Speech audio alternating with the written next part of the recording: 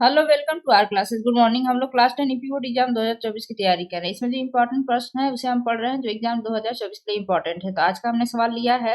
आज का सवाल है R1, R2 तथा R3 तीन प्रतिरोधों को परस्पर क्रम में जोड़ा गया है। संयोजन के तुल्य प्रतिरोध का व्यंजक व्युत्पन्न कीजिए। निम्नलिखित चित्र में बिंदुओं A तथा C के बीच तुल्य प्रतिरोध ज्ञात कीजिए। ये फिगर है। इसमें दो सवाल पूछा है। संयोजन के तुल्य प्रतिरोध का व्यंजक व्युत्पन्न करना है और दूसरा क्या बताना है, ए तथा सी के बीच तुल्य प्रतिरोध हमें बताना है।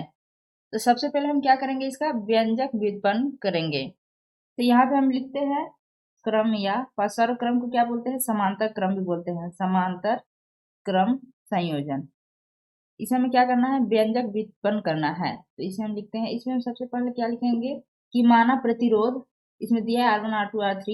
यहाँ पे हम लिखते हैं माना प्रतिरोध R1, R2 व R3 में क्रमशः धाराएं I1, I2 व I3 प्रवाहित होती हैं। परस्पर क्रम या समांतर क्रम में समूहित प्रतिरोधों के सिरों के बीच जो होता है विभवांतर समान होता है। परस्पर क्रम या समांतर क्रम में सामूहिक प्रतिरोधों के बीच जो होता है वो विभवांतर समान होता है, इसलिए माना कि विभवांतर भी है। अतः हम लिख सकते हैं I बराबर I1 plus I2 plus I3। इसे हम समीकरण नंबर 1 मान लेते हैं। अब ओम के नियम से हम लिखते हैं। ओम के नियम से I1 बराबर V बटे में R1, सबके लिए V बड़ा समान है इसलिए उसी प्रकार I2 बराबर V बटे में R2 व I3 बराबर होगा V बटे में R3। इसलिए I बराबर होगा V बटे में R1 प्लस V बटे में R2 प्लस V बटे में R3।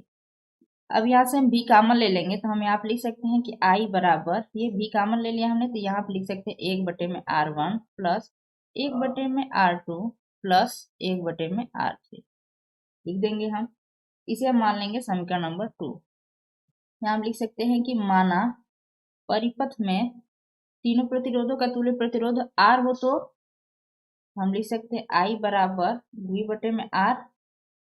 अब ये समीकरण 2 है। इस समीकरण 2 में I की जगह पे हम क्या लिखेंगे, V बटे R। तो हम यहाँ पे लिख सकते हैं समीकरण 2 में I के जगह पे V बटे में R रखने पर यहाँ से हम लिख सकते हैं I की जगह पे क्या लिख देंगे हम, V बटे में R, फिर बराबर कर देंगे ये V इक्वल में 1 बटे में R1 प्लस 1 बटे में R2 प्लस 1 बटे में R3। इसी में हमें मान रखना है। तो ये I की जगह पर हमने V बटे में R रख दिया। तो अब यहाँ से V से V कट जाएगा। देखिए यहाँ से V से V कट जाएगा, ये कट गया। तो यहाँ पे हम लिख सकते हैं 1 बटे में R बराबर होगा 1 बटे में R1 प्लस 1 बटे में R2 प्लस 1 बटे में R3। ये हमारे समांतर क्रम का ये हो गया व्यंजक व्युत्पन्न। अर्थात हम कह सकते हैं कि समांतर क्रम या परस्पर क्रम में सभी प्रतिरोधों के व्युत्क्रमों का योग, देखिए व्युत्क्रमों का योग उसके समतुल्य प्रतिरोधों के व्युत्क्रम के बराबर होता है। यहाँ पे हम लिख सकते हैं कि मान लीजिए अर्थात उसके समतुल्य प्रतिरोध के व्युत्क्रम के बराबर होता है। तो ये तो हमारा सवाल हो गया पहला इसमें जो पूछा। अब दूसरा क्या पूछा है, दूसरा हम देखते हैं।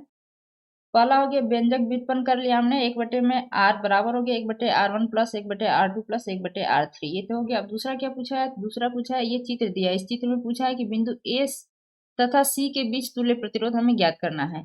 A तथा C के बीच तुल्य प्रतिरोध ज्ञात करना है। तो देखिए ये B और C के बीच में जो दिया है ये प्रतिरोध समांतर क्रम में है, ये श्रेणी क्रम में है। तो सबसे पहले हम क्या हल करेंगे, ये B और C के बीच को, इसको समांतर क्रम को हल कर लेंगे, प्रतिरोध को। तो इसको हम जोड़ के एक प्रतिरोध बना ले रहे हैं।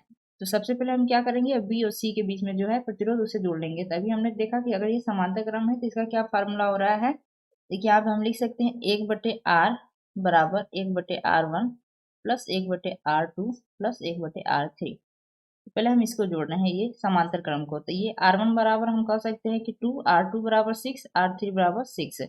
तो यहाँ पे हम लिख सकते हैं कि 1 बटे में 2 प्लस 1 बटे में 6 प्लस 1 बटे में 6। अब इसका लॉसा ले लेंगे तो 6 आ जाएगा। ये हो जाएगा 3 प्लस 1 बराबर कितना आ जाएगा, 5 बटे में 6। तो 1 बटे R बराबर 5 बटे में 6 आया है। तो R बराबर हो जाएगा 6/5। अब इसको भाग देंगे तो 5 एकम 5, 1.2 ओम। तब ये फिगर, इसको हमने तोड़ दिया, तब इसका फिगर क्या बनेगा? अब यहाँ पे हम फिगर बना ले रहे हैं। इसका फिगर बनेगा, ये C है, ये B है, ये A है।